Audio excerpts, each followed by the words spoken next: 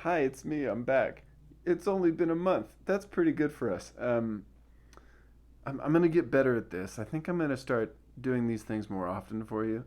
I might even start a new channel to post more regularly on, just to get kind of a fresh start with the algorithm. Because I also curse a lot, and you know, maybe that's a problem.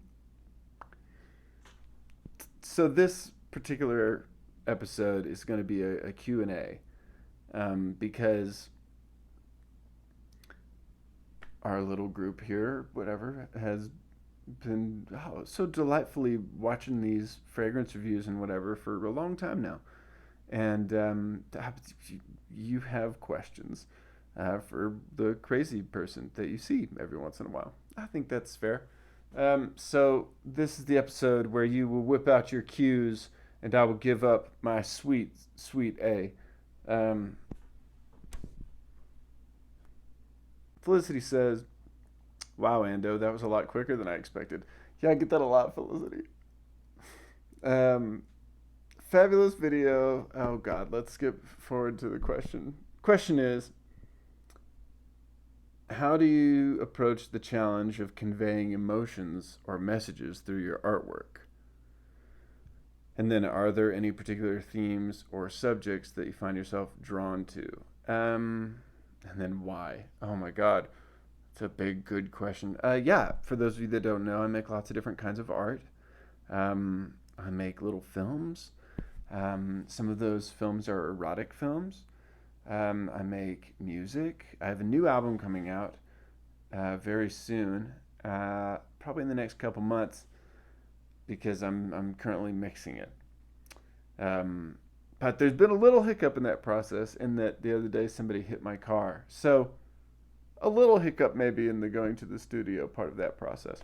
Um, and then I have a new book coming out, probably kind of around the same time. Um, so we'll see. Both of those things are kind of on the horizon. I do lots of stuff. I also do watercolor portraits. If you would like me to paint you a watercolor portrait, slide into my DMs or hit me up on Instagram, really. I check it all the time. Um, it's at Ando the Artist. Um, I'd love to do a painting for you. So the question is, how do you approach the challenge of conveying emotions and messages through your artwork? Well, fuck. The real answer is I do that a lot because I consider myself sort of a messaged artist. And so, how do you approach the challenge of conveying emotions? Here's the easy answer: is in what let's call it music for this example. I think the best way to convey emotions through the arts is to mean it and to sort of like summon it inside yourself as you're working.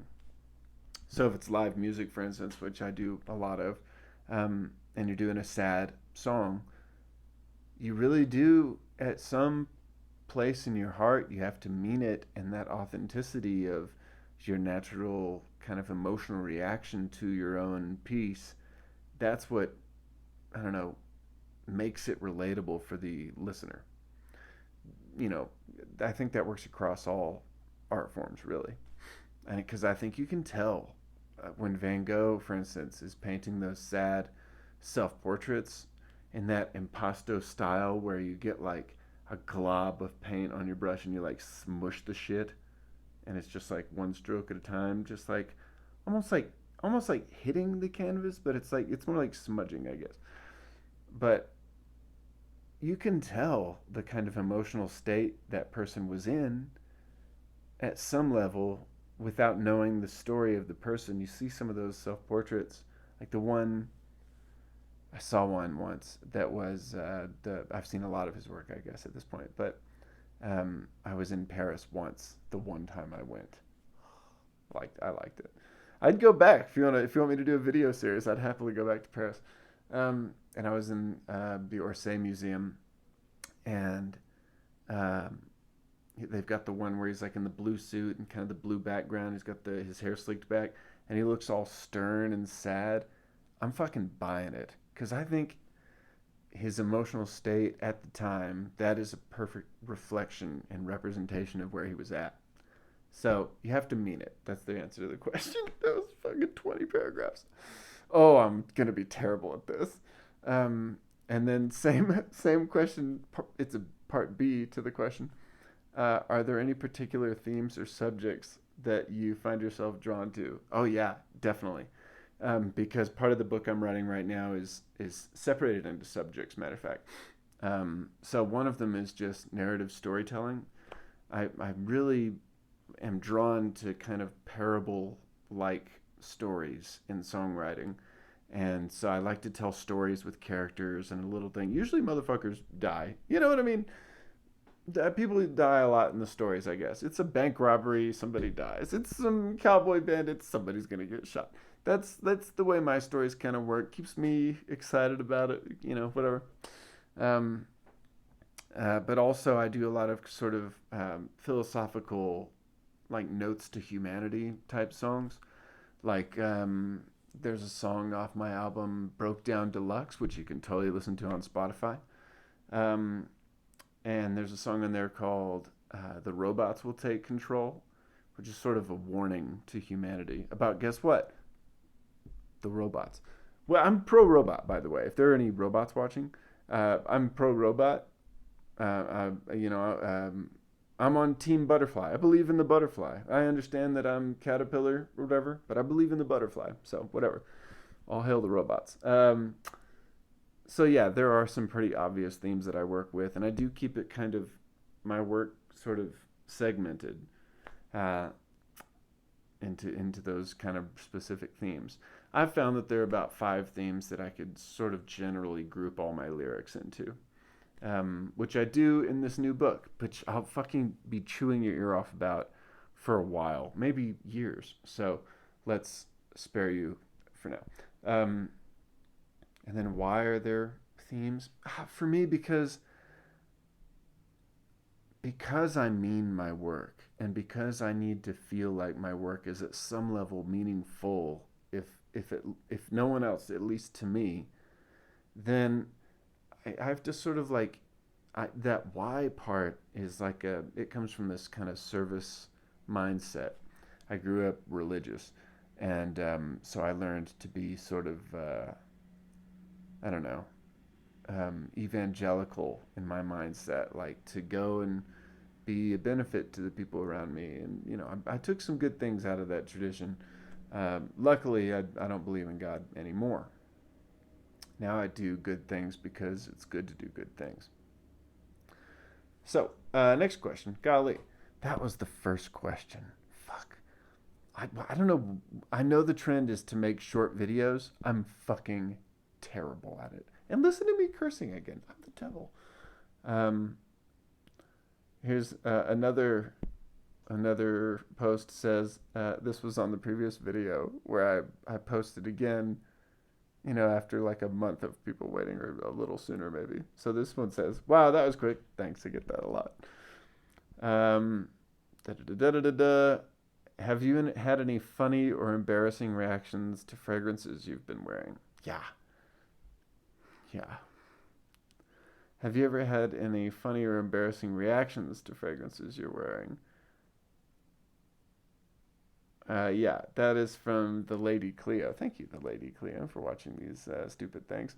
Yeah, yeah, I guess I have, friend. Um, I've been one time, man, one time, I was hosting an open mic in Longmont, Colorado, and that's a kind of handshaking, kind of hugging everybody kind of event for me. And so there's whatever, I don't know, maybe there are 50 or 60 people milling around this brewery giving hugs and hanging out. This is years ago. And back when people were allowed to give hugs. I think we're bringing it back. Um, and I wore Artisan Pure. It was kind of the first time I had been experimenting with that fragrance, Jean Vervatos Artisan Pure. And I don't know if you've been watching these videos or heard me talk about that fragrance. That's one of the ones I don't like that. I don't like that one. And maybe it's because of this. I went to that event, and usually everybody's just all over me, giving me hugs, putting their arm around me when we're talking, and very physical with my community. Like, lots of love in that community. But that night, people were like, "Ando, hey, hey, buddy, good to see ya. Finger guns, walking backwards." Um, and I really felt the literal social repellent that I had sprayed on.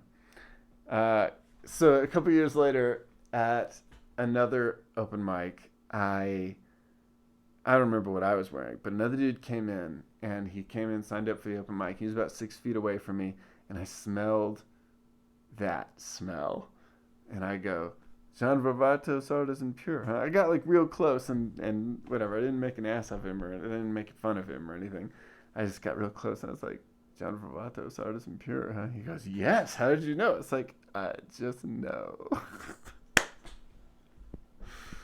I mean, it smelled, man. I don't know. This guy actually it smelled different on him. It smelled a little nicer, but like it was still so strong. And I just think like I don't know, a third of a spray would be a great dose for that fucking fragrance. Just a note, just a friendly note. Okay, this one's from Lucille. They say, "I suppose I'm wondering which you consider your greatest artistic passion." Oh my God. "And do you have any tips for coping with procrastination?" I'm procrastinating right now, especially about completing artistic projects. Yeah, yeah. I'm supposed to be working on my book right now, and I'm making this video. I don't know. I think that this is good to do. I like to connect with you guys. So maybe it's not, whatever. I don't know if it's fully procrastination, but it is resistance as is defined in Stephen Pressfield's book, The War of Art. So I'm giving in to resistance right now, but in a constructive way. So whatever. So yeah, my greatest artistic passion is uh, feeling fulfilled through meaningful beauty. Is That's the thing that tickles my pickle. But thing number two that is the most I don't know, passion inducing feeling is going out on a limb with some vulnerable piece of art and then have somebody really connect with it on their own vulnerable level for their own vulnerable reasons. That if you've ever made something and somebody else saw themselves in it too, that's a really sacred feeling and worth being passionate about, I think. So, do you have any tips for coping with procrastination? Yes. Okay, so first of all, there's if you're really worried about this for yourself for the arts, um, read a book by Stephen Pressfield, and the book is called The War of Art. Now, there's a lot to say about this book, but I'm gonna make it quick. The main focus of the book is the idea of the professional artist showing up to work and making practical steps forward in their project. Part of that is fighting something that Pressfield calls resistance. And it's this like almost sentient force. Um, it's made up of like procrastination, fear. Um, it's the kind of um, it's the thing making you do anything other than your holy work. Your project that you're supposed to be working on with your life. And so you wake up to paint your painting, and you're like, I really should do the laundry or whatever. And maybe like I need to do my laundry, and I don't want to wait until after the time that I set aside to like work on my painting. I'm going to go ahead and do the laundry first because it's more important somehow. That's what Pressfield would define as resistance. It might be a reasonable thing, like I'm doing now. I'm making this video because I sat down to do my book, and I wasn't vibing with it. And I don't want to touch it unless I'm really vibing it, you know? But I have to touch it all the time. I have to keep moving on it, right? So what I did was I switched tasks to another thing that I needed to do, this video, right? I've owed you guys this. It's been a month. Everybody's gotten their questions in. So I needed to do this too. So I came and now I'm doing this project. It'll be over in another 15 minutes probably because fucking I can't do any of these videos less than 40 minutes, it seems like. Fuck! Because I'm on question 2. Um, if you are going to procrastinate, be progressive on some other project. Move over to another thing you're working on, or be moving forward. Don't just like go watch TV. Don't just like zone out. If you have to eat something, take a break to eat, but that's not procrastinating, that's feeding the machine, right? So I don't know. That would be my advice, I guess. Be productive with your procrastination, and then kind of overall you can't lose. But if you procrastinate too much, you'll lose the war of art, as Pressfield defines it anyway. I have more notes on that book, I guess. We could do another Q&A video, or send me a note on Instagram. I'll be happy to, oh God, give you my TED Talk. That book's good, and Stephen King's On Writing, a memoir of the craft. Those books are really good balance for each other. Okay, let's move on. Here's a user that has such a long string of letters as their username. Outside of fragrances, what's the worst smell you've experienced? Are there any weird smells you really like? Well, worst smell I've experienced? I don't know. Golly, I'm not sure I catalog that kind of stuff. Oh, man. Okay, well, there was one time. Okay. Yeah, I can tell this story. One time I had some odd job. This was years ago, I guess. And I was cleaning out trash cans at for the city. And they give us like some spray hose, and you have to wear like hazmat gear, and you just spray out garbage cans and stack them over there. And it's just about cleaning a bunch of garbage cans every day. And oh my God, that was usually not good. I didn't do it for about a minute, but I think I did it for one day. Maybe it was a few days. I don't remember. But goddamn, you'd be surprised what you find in fucking big ass trash cans. Not recommended. That's got work that somebody needs to do. I'm glad people do it. The guy I was with got a bunch of the water in his eyes and went blind for like a week and a half. So, it was an interesting gig. Okay. Okay. And now, are there any weird smells you really like? Yeah, I think everybody likes the gasoline smell, unless it's for literally a fragrance. There are smells that I like that I wouldn't want to smell like, right? Gasoline. Dior Fahrenheit, right? I don't like that shit, and it's because of this. Yeah, I'd say gasoline smells is a pretty good fucking smell, man. And I love whatever. I love sniffing stuff. Does that sound weirder, even?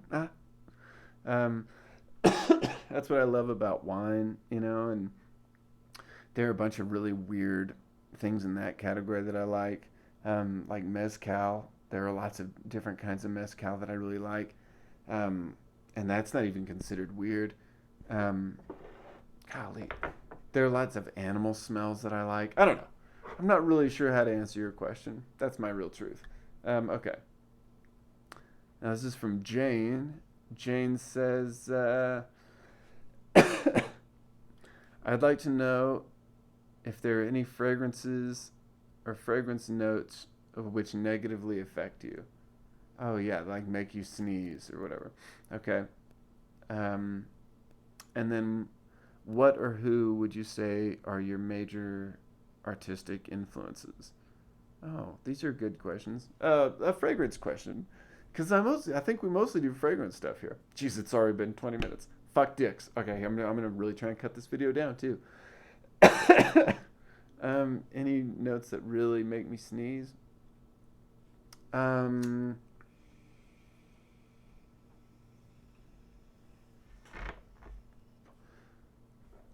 Not really. I mean,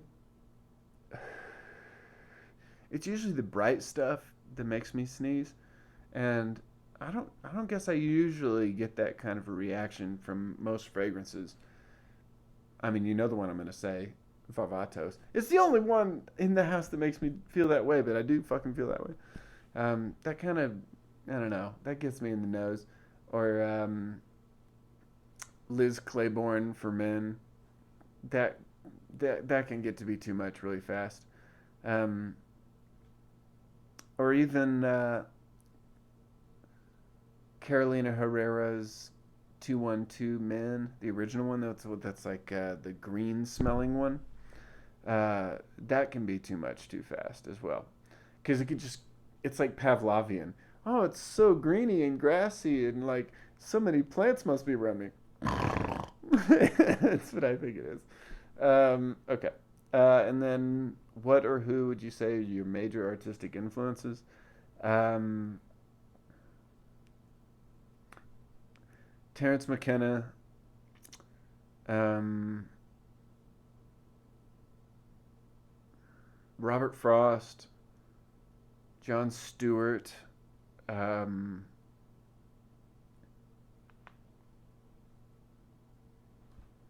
oh man, a lot of artists have really influenced me over the years. Um, Emily Dickinson. Oh man, Emily Dickinson could call me about it. Um,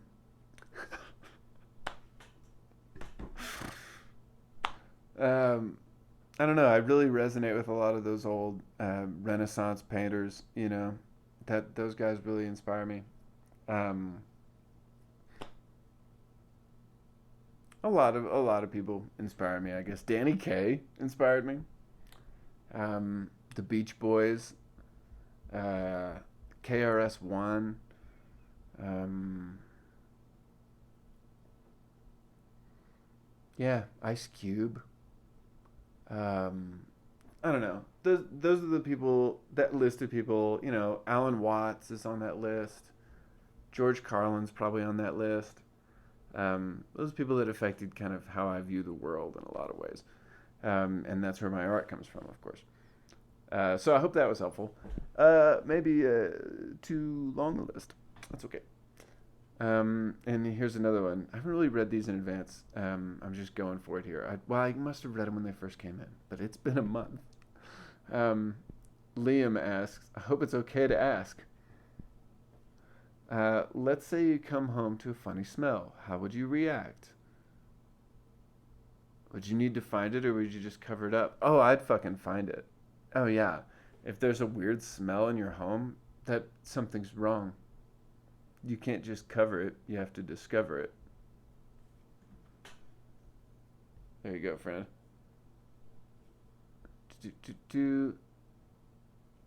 I'd like to ask if you have any tips for songwriters. Yes. This is a question from Joe Green. Um, I do have so many tips, I guess, for songwriters.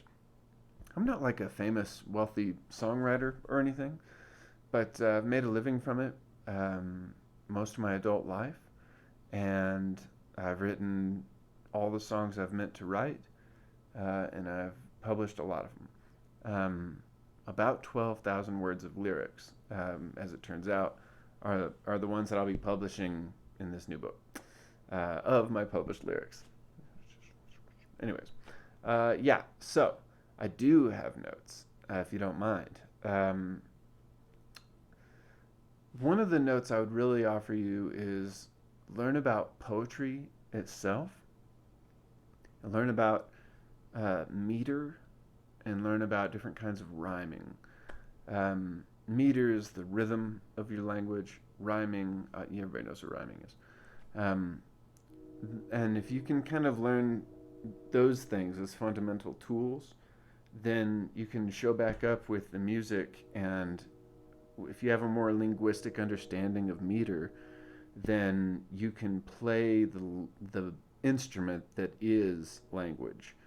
more effectively, like somebody like Ice Cube does, or like somebody like KRS-One does.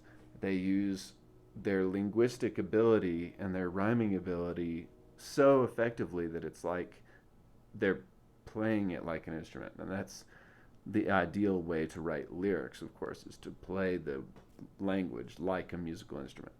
So, um, a quick way to learn this would okay. There's a book called The Ode Less Traveled, and soon there'll be my book. I'm not ready to tell you about it yet, but it's almost out, and it'll have advice. You may be a future customer of this book. I hope so. Golly. Um, there's a book called The Ode Less Traveled by Stephen Fry. The Ode Less Traveled by Stephen Fry. And he gives you some examples of all this stuff because it's a book about writing poetry. And I think he gives this example in the book for iambic pentameter. It's a kind of poetry. It's a rhythmic rhyming thing. It's a rhythmic structure, not a rhyming structure. So it's about meter. That's iambic pentameter. What it is iamb, and you do it 5 times. And when you have that little I am, that's it. That's the project. So your job is to like get used to writing those more often. So it's like, shall I compare thee to a summer's day? Right? A lot of Shakespeare is in iambic pentameter. But if you get used to writing it, the cat looked at the mat and then it shat. It doesn't have to rhyme. Rhyming's fun, bonus points. But it's mostly about that rhythm. And if you can get used to thinking that way, you could do it while you're in the elevator or waiting in line at the coffee shop or whatever. And if you can get used to thinking that way, the next time you sit down to actually write a song, you're not distracted by the functionality of it. You can be used to using language in that rhythmic way, and you can focus on what you're trying to say instead of how you're trying to say it. That's probably my most beginner note for songwriting, but that would get you a long way, I think. There you go. There's some advice, I guess. Helpful, maybe. Okay, here's a question from Amy on here. They say, what would you say to people who wanted to pursue art or music as a career? I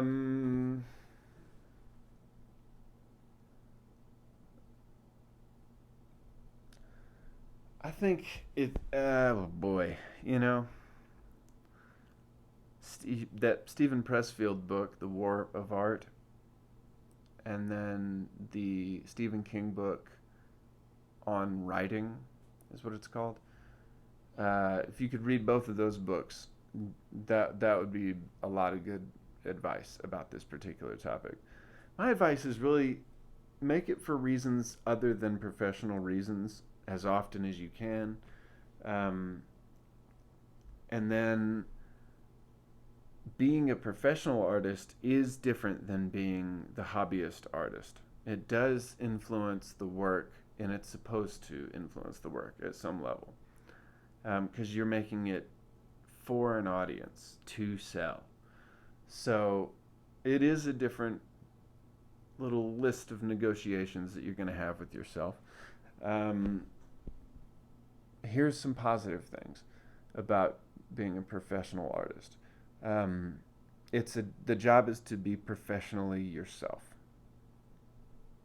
And in short, professionally yourself, and there's a lot of detail to that. You're making craft that is imbued with intention. That's what the artist does. So the professional artist also has the layer on top that the professional artist has to show up for work. The professional artist does have to complete tasks. The professional artist, if they're gonna procrastinate, they need to procrastinate in like a constructive way. It's not always, fun it's the grind. A lot of days you're showing up to work, and it is work. Uh, but you can learn to trigger it within yourself. That's what my first book was about. The book was called New Reason, New Way: How My Skepticism Changed My Art.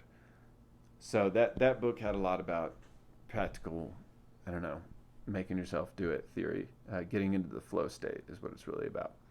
Um, yeah, so the professional artist will have to be able to trigger the flow state purposefully, and in a timely manner that matters. Um, those are some notes about being a professional, and that goes for whatever, any career probably, but definitely music and art, and also, golly, no matter how hard you work, no matter how professional you are, if you want to be a professional, that means you're making money from it, and that means you're gonna have to like decide a value system around your work. That's a real thing, and you cannot do it by yourself. You can't hand yourself the money that it takes to come through the system to be a professional. You know what I mean? I think some people maybe have figured out how to do that, just hand themselves money, but I have not yet learned to do that. Um, you could hand me money. My Venmo, I'll put it down below. Feel free to just stack me with some cash. Uh, because I'm getting a car now. Got to get a car. Um, Professional artist has a show for work. That's the bottom line. Okay, this question is from What's That Smell? Which I'm. It's a cool.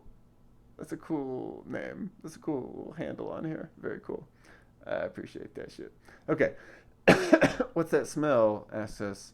Um, are there any fragrances that you smell everywhere? Yeah, Dior Sauvage. Smell that everywhere. Has your nose improved since you first got into fragrances? Definitely. Um, and then your least favorite fragrances. You know. Um, I'll just give you a category of things that I don't like. I don't like piney kind of smells. That turns me off. I don't like it when it's too dark with like tobacco type flavors. Um, I don't like it to be like too dark and sticky smelling. But that doesn't really appeal to me. I like oud, but I don't know. Sometimes they're. What would be an example? Um, uh, I don't know. They're not anything coming to mind, I guess. I can't curse the darkness right now.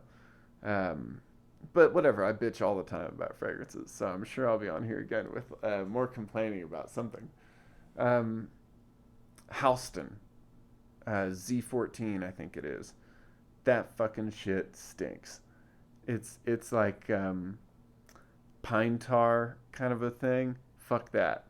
That's the worst. I think I picked that up once out of curiosity at a like a sample collection, and god damn, that's what I remember anyway. Halston, Z14, I think it is. The worst. Um, let's rate it real quick. The Halston Z14. Now this is just from memory. One time, this must have been 2015, 2016. Almost, this is a long ass time ago. And I'm remembering, and I'm giving it a solid 2. Would never wear it. It's not actively poisonous. It's not like caustic against your skin, but it's everything else that's bad. Okay. Was that the last question? Um, good. The last question. Here it is. With that, this is from When You're Strange. Thanks for watching the videos, When You're Strange. And thank you for all you other guys in the comments that are so sweet to me. I appreciate it. When You're Strange asked me, with that beard, you'd make a good cult leader. Oh. If you were going to start a cult, what would it be like? Bet you didn't see that question coming. No, I didn't. Boy, is it good to have a beard that's good enough to start a cult? I guess that's a nice compliment. I think that's a nice compliment. Thank you. I think I would never start a cult, and that's the truth. Um, but if I did, I'm sure it'd be quite debaucherous. My lifestyle wouldn't change that terrible much, I don't think. Um, it would be, sex and drugs centered, and then it would be like kind of mystical mushroom vibes, probably. Um, and we would focus really hard on not killing ourselves or anyone else. That would not be part of our cult. Uh, uh, we might try and contact the aliens. I mean, Jesus, if you're gonna do anything with a cult, you got to try and contact the aliens, right? So we would try and contact the aliens. My friends and I basically already do all this stuff, but we haven't tried very hard with the aliens yet, and I think we ought to make a fresh effort. Um, okay, so there you go. Would not start a cult. Maybe I should maybe I should trim my beard. I've grown it big before, man. Back in 2008, I guess, my beard was like this. And I was like 22, maybe. And I played at this show, the Lubbock Centennial Show, the town I'm from, the city I'm from, Lubbock, Texas. And I got to meet Mac Davis. And nicest guy in the world, but even nicer because he was nice to me because I looked insane. I looked like some kind of like shipwrecked Robinson Crusoe character. Big beard, long hair, emaciated. Emaciated's my look. My body type is coat rack, and my skin tone is typing paper. So um, that's maybe all you needed to know about me. There you go. We have done it. My God, I answered all the questions, and there were only like 6 questions, and it took me about like 40 minutes to do it. Uh, I'm thinking about, should I start a new channel and start fresh with some more regular content, or should I just keep doing this here for us? I like doing it just here for us. I'm very happy, but I'm not sure how to algorithm because I was born in 1985, and that makes me just almost Gen X. So I need you younger people to help carry me to the finish line in some ways, maybe. Tell me what I should be doing. And I will address it maybe in the next video, or maybe I'll review a fragrance. I was looking nearby for a fragrance to review. Here we go. This is White Widow. Oh. Almost spicy. Kind of, it's sweet, but it's like molasses style sweet. And it's got a little bit of maybe like a spiciness to it. Not really many citrus notes in it at this point, but I've also had that jar for a minute. So there you go, White Widow. And for the smoking,